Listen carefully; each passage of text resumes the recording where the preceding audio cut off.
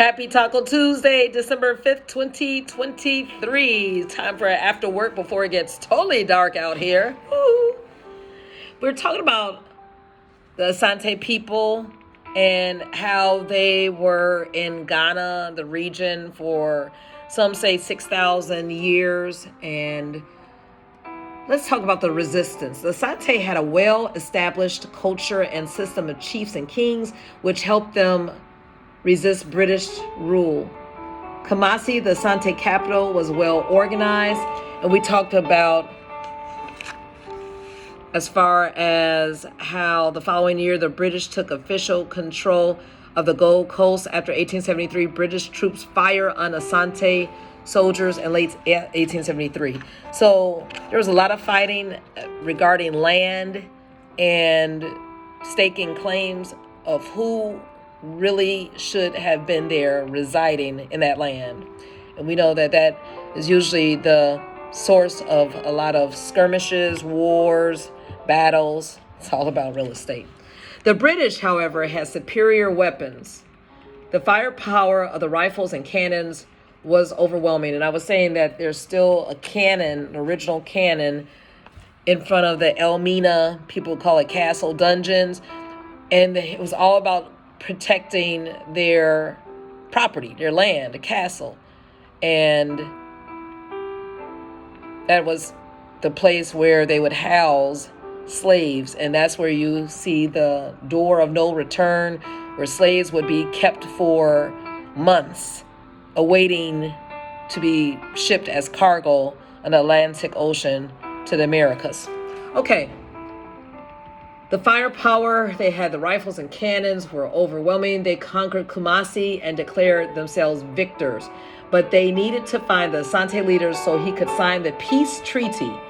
While they were waiting, the British stripped the city of everything of value that they could carry away. Much of it was made of gold. When they had everything they wanted, they set fire to Kumasi, destroying it. The British victory weakened the Asante kingdom. At the same time, a civil war within the kingdom threatened to destroy the entire Asante culture. In 1896, the Asante finally became part of the British protectorate. The British ended the position of Asante Hene and sent the Asante Hene, who was then in power. Prempeh I sent them into exile. In 1901, the British proclaimed the region of Asante a colony to be ruled by the governor of the Gold Coast. The British had explored regions beyond the land of the Asante and now claimed those territories as well. The British did not allow Prempeh I to return to Kumasi until 1924. By this time, the British felt that the Asante Hene would not challenge their authority. He died in Kumasi in 1931. In 1935, a new Asante Hene was named Nana Ose Agyeman Prempeh. For the first time since 1896, the carefully guarded golden stool was displayed in public. And remember, the golden stool was symbolic of power. Who was the chief at the time? See, this is the golden stool here. And this was during the reign of Asante King Nana Ose Tutu. A priest who advised Tutu created the legend of the golden stool. And whoever, it is used not as a seat, but to show that a royal person is in command. According to the story, the priest brought down from the sky a wooden stool covered in gold. It floated down to earth and came to rest on top of Ose Tutu. The priest then declared that the soul of the Asante nation lived in that stool. It became the most sacred object in the Asante kingdom. A new Asante Hene, remember that's called the king, takes power in a ceremony called the installment. Okay. So we see that the golden stool was displayed in public for the first time since 1896. Dividing Africa. In 1884, German leader Otto von Bismarck asked the representatives of 14 major European powers to meet in Berlin, Germany, to stake claims, to talk about their claims to parts of Africa At the conference, European nations made deals dividing Africa among themselves. The idea was to avoid conflicts over territory. By the end of the conference, Great Britain, France, Portugal, and Germany had each claimed huge parts of Africa. Belgium's King Leopold claimed the Congo region on his own personal territory. So that's how you have countries that are, British rule, and, different European countries were ruled. French, yeah.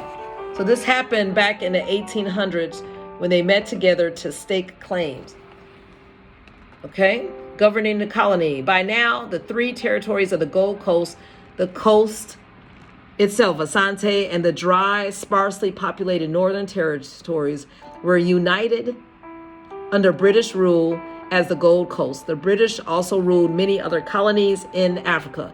In the Gold Coast, the British used a system called indirect rule, in which they relied on the traditional chiefs to rule their own people. This reduced conflicts with the British.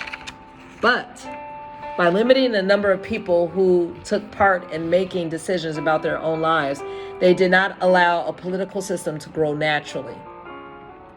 Britain urged development in the Gold Coast. The British built a railroad connecting coastal cities. They also built thousands of miles of roads. They increased production of cacao, used to make chocolate.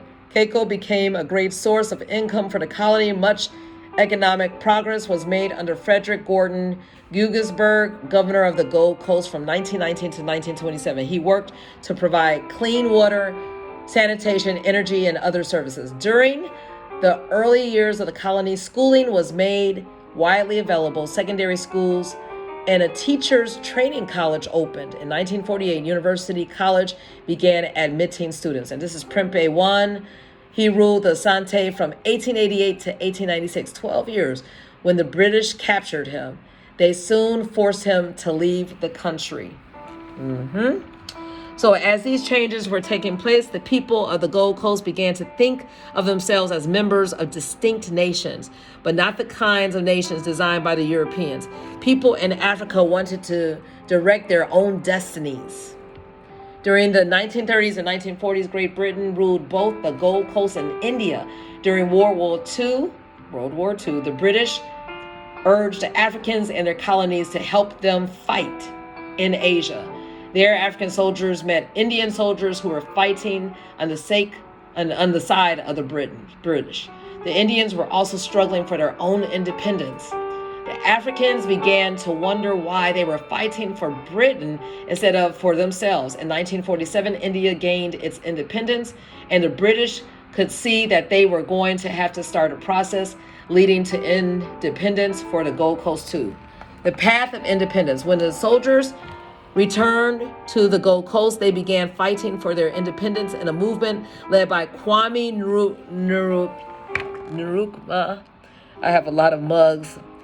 Very important person in Ghanaian history. He traveled around the country talking to people, convincing them that the time was right for them to have their freedom. He urged the people to practice civil disobedience, a peaceful way to fight against unfair laws. In 1949, Nkrumah helped establish the Convention People's Party, Ghana's first important political party. As the movement for independence gained strength in Ghana, the British responded by arresting Nkrumah.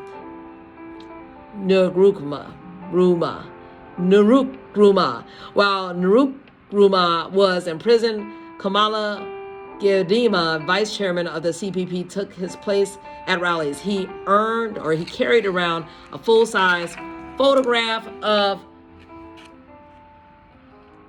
Nkrumah. He would prop up this at all meetings, saying Nkrumah's body is in jail, but his spirit is going on. In 1951, Britain allowed free elections for a National Assembly. Though still in prison, Nkrumah and the CPP won by a landslide. Nkrumah was named prime minister. The British had no choice but to release him from prison. On March 6, 1957, the Gold Coast became the independent country of Ghana. It was the first black African colony to achieve self-rule to become a nation. U.S. Vice President Richard Nixon and civil rights leader Dr. Martin Luther King attended the ceremony. Ghana's independence inspired many other people across Africa to seek independence. That's why it's so important. From their colonial rulers, it was seen as the beginning of a new era across the continent. And you see cadets stand at attention as a flag of Ghana is raised over the Parliament building during the ceremony, making Ghana independent. All right, guys. Enjoy and celebrate your independence and freedom. It came with a cost. Research your history and spread that knowledge. It's so important. Everything that we enjoy today is expensive, it's costly. Someone had to sacrifice, and we have to make sure that we remind each other that all of this, what we have, someone paved the way for us. So let's enjoy and let's pass the baton and prepare others. Good night.